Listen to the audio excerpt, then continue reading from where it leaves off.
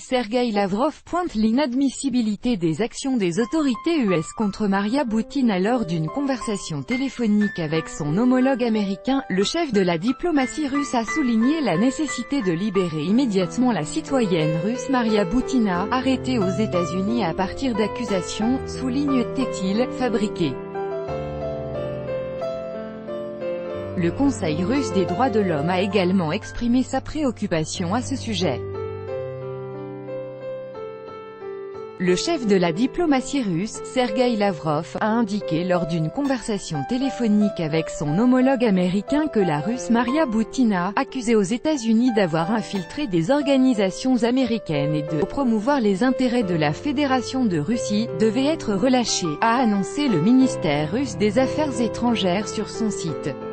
M. Lavrov a souligné l'inadmissibilité des actions des autorités américaines, qui ont arrêté la citoyenne russe Maria Butina aux États-Unis en se basant sur des charges fabriquées et la nécessité de sa libération immédiate, est-il indiqué.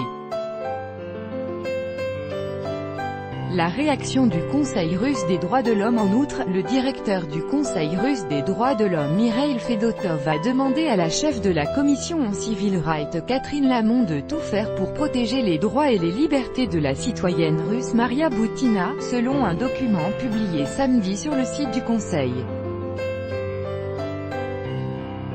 Le Conseil est profondément inquiété par la situation autour de la jeune femme russe. Je vous demande, chère Madame Lamont, de tenir compte de nos inquiétudes et de faire tous les efforts nécessaires pour protéger les droits de l'homme et les libertés fondamentales de la citoyenne russe Maria Butina, a-t-il indiqué. L'arrestation de Maria Butina a eu lieu la veille du sommet entre Donald Trump et Vladimir Poutine à Helsinki. Selon la porte-parole de la diplomatie russe Maria Zakharova, cette mesure avait pour but de minimiser l'effet positif de la rencontre entre les deux présidents.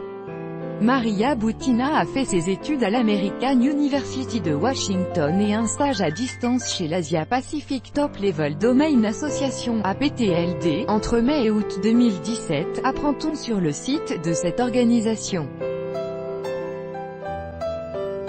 Le 18 juillet, l'accusée comparaissait devant un tribunal de Washington. Un magistrat fédéral a ordonné sa mise en détention dans l'attente du procès.